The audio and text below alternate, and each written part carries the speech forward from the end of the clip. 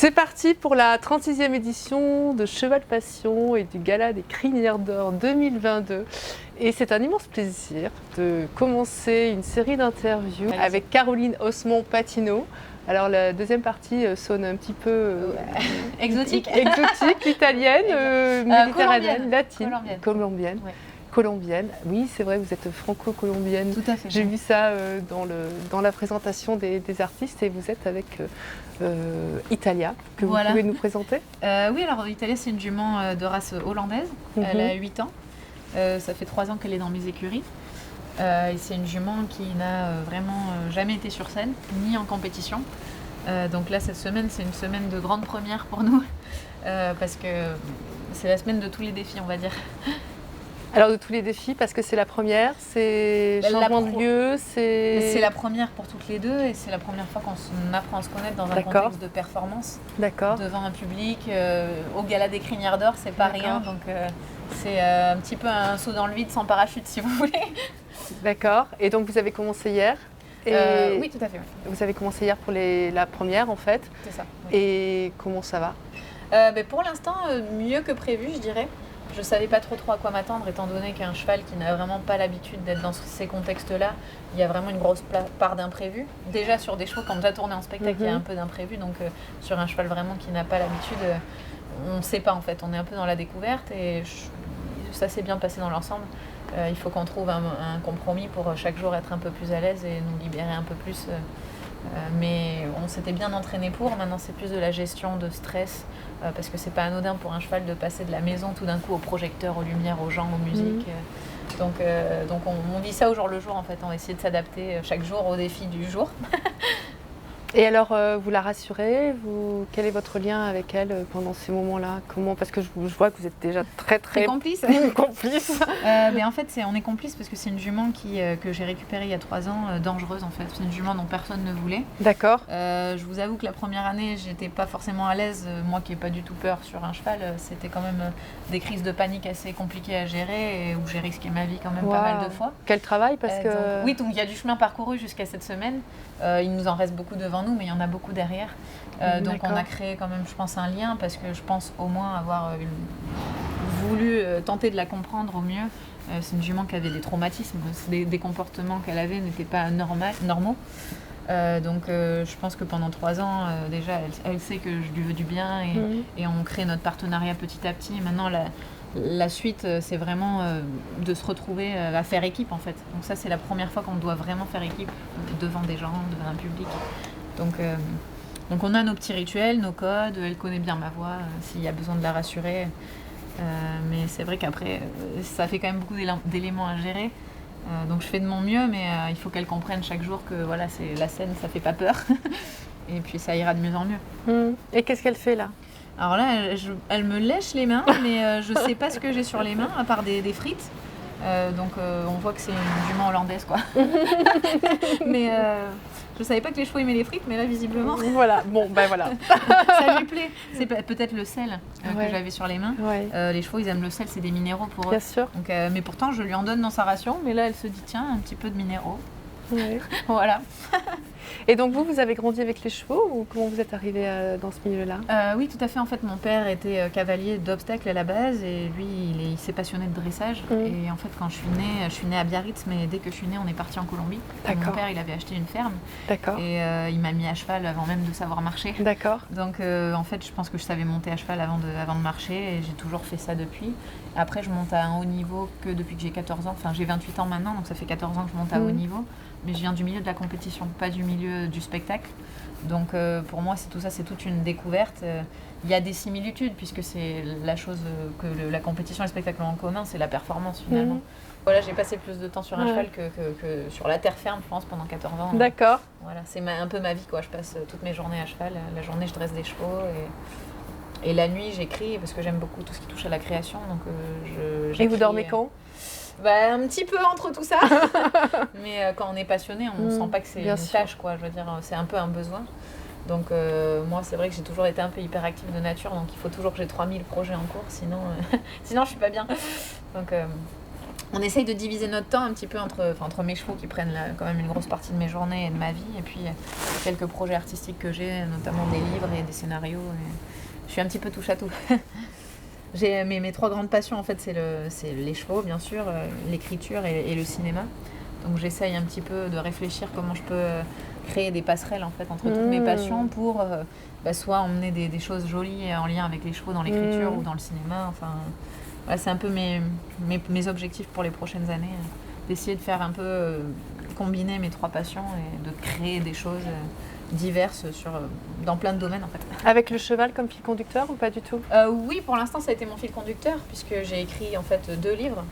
J'ai 2 livres publiés à ce jour. D'accord. Le premier c'est un récit autobiographique qui s'appelle Équinoxe, la vie d'une jeune cavalière. Ça retrace mon parcours équestre parce que j'ai un parcours très atypique pour le sport de dressage de haut niveau. Et pour moi, c'était important de raconter une histoire qui permette aussi aux petits cavaliers de s'identifier et de se motiver à mon humble échelle. Mais disons que j'ai essayé de contribuer à emmener des choses positives. Et mon deuxième livre, c'est un roman, c'est une fiction équestre. Parce que j'étais un petit peu déçue, moi, par un peu le contenu équestre fictif. Je trouve que souvent, il n'y a pas forcément le recul technique pour faire des bonnes histoires. Donc, sans vouloir être trop technique, mais je voulais tenter du moins de créer une histoire qui puisse parler à des néophytes et à des passionnés, que tout le monde puisse y trouver son compte. Et c'est comme ça que j'ai écrit Centaure, mon deuxième livre. Donc pour l'instant, ça a été vraiment les chevaux, mon fil conducteur.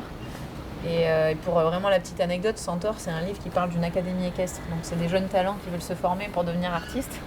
Mais quand je l'ai écrit, j'étais loin de me douter qu'on allait m'appeler pour faire un spectacle. Un spectacle. Donc en fait, c'est comme si la fiction avait un peu précédé la réalité. D'accord. Normalement, ce serait plutôt l'inverse qui serait logique, c'est-à-dire après avoir fait du spectacle, d'écrire là-dessus. Ouais. Moi, j'ai écrit là-dessus avant. Ouais. C'est un hasard vraiment complètement... c'est bien tombé, quoi. Parce qu'en fait, on vous a sollicité pour le gala par rapport au livre que vous avez écrit? Comment ça s'est passé? Non, pas forcément. C'est juste que Fabien Gall, donc le directeur artistique, metteur en scène du Gala des Crinières d'Or, on s'est rencontrés il y a plusieurs années et puis il a suivi un peu mon évolution à cheval. Et c'est comme ça qu'il m'a appelée en me faisant vraiment pleinement confiance pour créer un numéro qui soit un peu une fusion du dressage classique, ce qui était ma spécialité, et de reine à la ceinture. C'est-à-dire essayer de monter et piloter le cheval sans les mains. Ce que j'essaye de faire, même si là, sur scène, c'est encore un petit peu compliqué par rapport à la maison à cause du contexte d'effervescence, quoi. Mais de jour en jour, j'espère qu'on va pouvoir se libérer et montrer tout ça vraiment comme on le fait à la maison. Ce serait le but.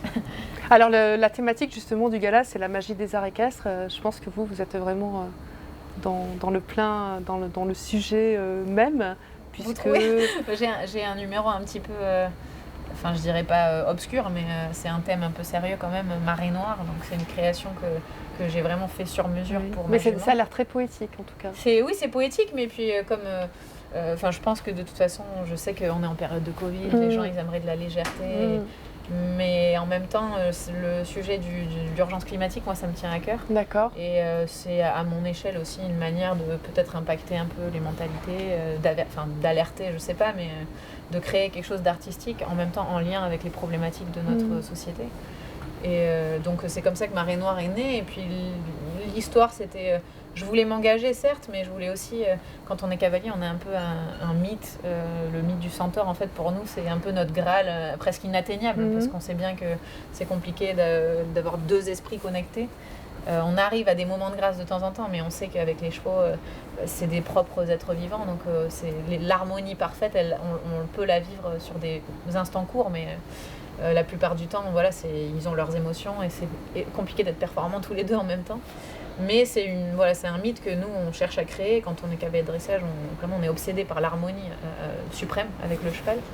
Et donc l'idée de partir sur une création aussi un peu monochrome, étant donné que j'ai un cheval noir, je voulais tenter de voir si nos silhouettes pouvaient se fusionner sur vraiment une même couleur de costume. Donc c'est pour ça aussi que je m'étais dit, tout en noir, ça pouvait permettre cet effet centaure en tout cas. C'est comme ça que j'ai réfléchi à Marée Noire et à ce thème un peu abstrait quand même, puisque en fait on raconte un peu le déroulement d'une marée noire. Et comment vous arrivez à le visualiser, ça, démontrer? Après c'est la mise en scène qui fait comprendre. C'est la mise en scène qui fait comprendre le thème. Notre costume, on a essayé de faire de notre mieux pour créer un effet pétrole, c'est-à-dire vraiment très brillant, verni. Et puis on a fait un petit peu dans l'idée d'avoir des coulures, entre guillemets, avec un tissu un peu léger de l'organza, ce que mettent je crois les danseurs classiques. Un effet de coulure de part et d'autre du cheval pour faire comprendre, on va dire, le pétrole qui se répand. Donc le costume marche bien, et puis on a un baril de pétrole au milieu. Et puis là, ici, à Cheval Passion, on est gâtés, on a des écrans, des décors splendides. Et donc toute cette mise en scène fait que les gens comprennent que j'ai aussi fait ma bande-son moi-même, et je voulais un petit peu m'inspirer de la cinécénie du Puy du Fou. C'est-à-dire que ça soit, comme je suis passionnée de cinéma, un petit peu une expérience cinématographique. Donc j'ai mis des petits effets spéciaux sonores dans la bande-son pour vraiment relater cette catastrophe imminente et terminer sur un petit peu d'espoir quand même, parce que l'idée c'est pas de déprimer tout le monde. Bien sûr. Donc ça commence comme ça, avec vraiment de la chronologie d'une marée noire, et puis petit à petit ça se termine sur une version de Bella Ciao, qui est quand même un peu l'hymne de résistance que tout le monde connaît grâce à la série de Netflix Casa de Papel. Donc je pensais que ça pouvait parler aux gens. Ouais. Tu me mets la vedette, dis donc. C'est gentil. Je pensais que ça pouvait aider aussi à faire comprendre, à motiver un petit peu à la résistance, puisque cette chanson-là, c'est un hymne fort, quoi. Donc voilà un peu comment on a créé cette histoire.